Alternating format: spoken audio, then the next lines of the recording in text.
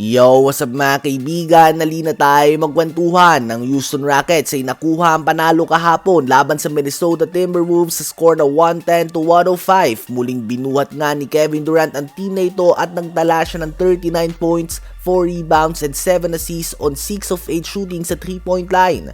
25 points, 14 rebounds din si Alperen Sengun, 14 points, 7 rebounds si Amen Thompson at 14 points din si Reed Sheppard. Habang sa Timberwolves naman ay 39 points on 56% shooting sa field din nga ang ginawa ni Julius Randle. 25 points, 9 rebounds and si Naz Reid off the bench on 72% shooting sa field. 17 points, 7 rebounds, 4 assists, 2 steals and 2 blocks si Jaden McDaniels. At 10 points, 13 rebounds man si Rudy Gobert. Dahil sa panalo na ito ng Rockets ay tabla na nga sila ng Los Angeles Lakers para sa 5th and 6th seed ng Western Conference. Subalit concerning nga para sa mga fans na umaasa pa din ng Houston Rockets mga big performance si KD para makuha ang panalo laban sa Timberwolves na walang Anthony Edwards. Very talented nga ang kanilang lineup, subalit tila ba nagkukulang nga sila sa leader o floor general, kaya naman hindi ganun gaganda ang takbo at communication nila pagdating sa opensa. Ang Rockets nga ay may record lamang na 3 wins and 5 losses sa kanilang last 8 games,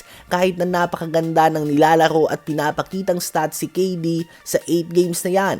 Sa ngayon nga ay andun ng duda sa kung lehitimo ba silang contender sa West na kayang sumabay sa Denver Nuggets at OKC Thunder, at kung ano ba ang kulang sa team na ito at kung dapat nga ba silang gumawa ng mga galaw bago sumapit ang trade deadline. Ano ba ang masasabi nyo tungkol dito? Ngayon ay tumungo naman tayo sa Los Angeles Clippers matapos ang napakaalat na simula sa season na ito kung saan nagtala lamang sila ng record na 6 wins and 21 losses sa kanilang first 27 games. Ang Clippers nga ay nag-iinit na sa pangunguna ni Kawhi Leonard at James Harden. Matapos na makumpleto nila ang comeback laban sa Toronto Raptors kahapon, ang Clippers ay may record ng 12 wins and only 2 losses sa kanilang last 14 games. Best in NBA nga yan. At nakapasok na nga sila sa top 10 ng West mga kaibigan at patuloy lamang silang umaangat sa standings. Ganun pa man ay kailangan gumawa ng desisyon ng Clippers front office ngayon dahil sa mainit na performance sila the last 15 games.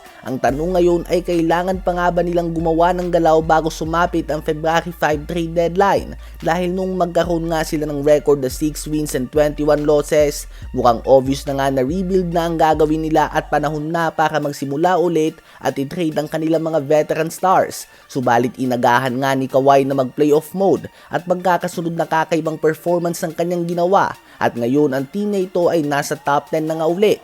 Nababalita na sinusubukan nilang i-trade si John Collins para kay DeMar DeRozan at Keon Ellis. Isa nga itong risky move mga kaibigan kung sakali considering na tila ba mas mahinang version lang nga ni Kawhi sa opensa si DeRozan at pareho nga silang ISO players sa mid-post area. Kayo ba mga kaibigan, sa palagay nyo ba ay dapat na gumawa ng trade ang Clippers?